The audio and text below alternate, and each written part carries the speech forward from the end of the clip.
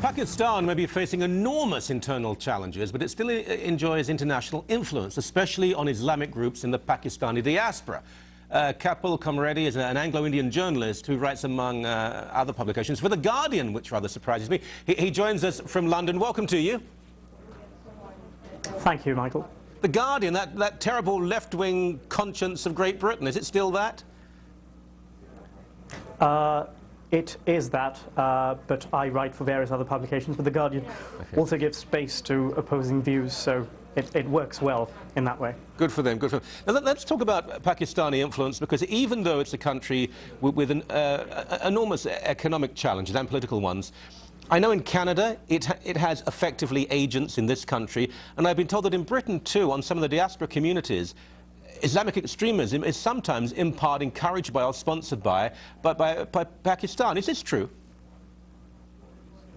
To an extent it is. There are plots uncovered. About three or four plots that are uncovered in the UK originate in Pakistan.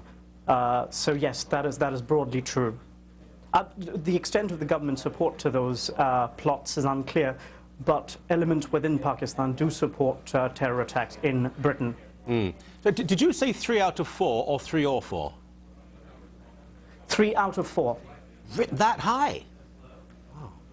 Yes, it's 3 out of 4, and there was a study done which said that Britain's aid to Pakistan, which amounts to about £1.4 billion, is unlikely to stem that. So these attacks, these plots are going to continue.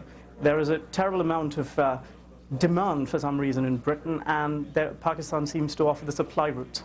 Extraordinary. Now, we should clarify here, because some of the people, in fact, I would suggest that the majority of the people who may be carrying out acts of terror or threatening to, because many of them are uncovered, are not recent immigrants. They may be second or third generation Pakistani immigrants to the United Kingdom. Yes, that is the most interesting aspect. The first generation of immigrants to Britain from Pakistan are more secular, are more open, are more liberal. But it's the second generation of Pakistani British children who have embraced, or a significant minority of them, have embraced a very radical version of Islam that isn't even Pakistani in its content. It is very Wahhabi. It comes from Saudi Arabia. So there's another question that you need to ask. Why is it that Pakistani children who have why is it that the British children, these are British children, why is it that their upbringing in Britain has not inoculated them against this dibuk of Islamic extremism that comes from Pakistan and Saudi Arabia? So is it the failure of British experiment with multiculturalism, or is it that the Pakistani version of Islamic extremism that comes originally from Saudi Arabia is just too impossible to resist? And that is a very good question, and of course it is replicated in this country. In Canada we have the same challenges. But if the history of British immigration, and the same applies to Canada and the United States, various groups, whether in this country Italian, Portuguese, Jewish, Polish, Ukrainian, Indian, Hindu, assimilation, or at least acceptance, love of the host culture, has really been fairly easy. But when it comes to Pakistani Muslims in the UK, and we see it to a degree here, there is this resistance. It's almost unique in its aggression towards the country it comes to. But how can we counter that? I'll have to make a point that there are about 3 million Muslims in the UK. About a significant majority of that population comes from Pakistan. Within Pakistan, they come from a small part of Pakistan called Mirpur. It's unclear. Many of the first-generation immigrants have actually embraced Britain. And out of the 3 million Muslims in the UK, I think only a very, very tiny portion, a tiny minority of Muslims have embraced that radical philosophy.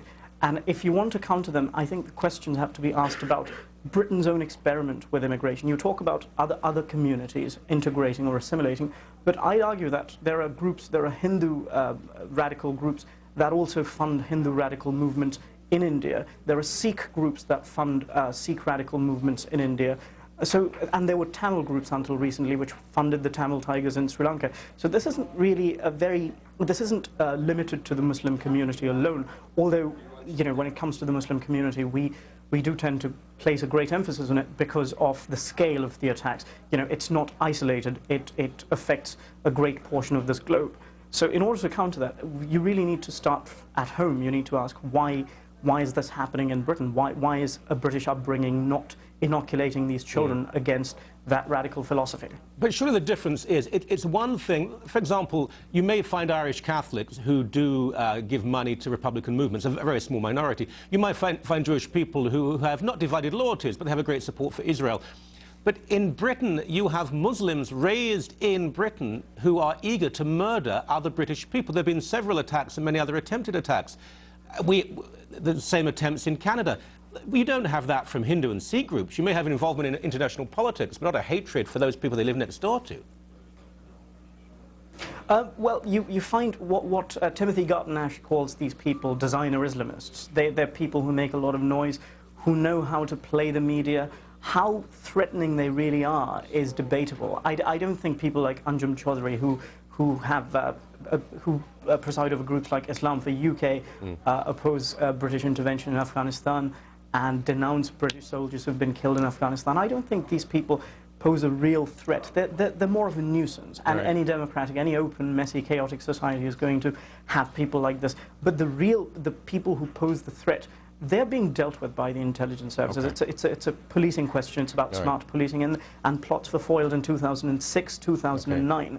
So what these people really want is attention, and we should really not be giving them that. All right. I wish we had more time. Well, we'll do this again perhaps in a few weeks' time. Thank you so much for your time. Thanks for your time, Mike.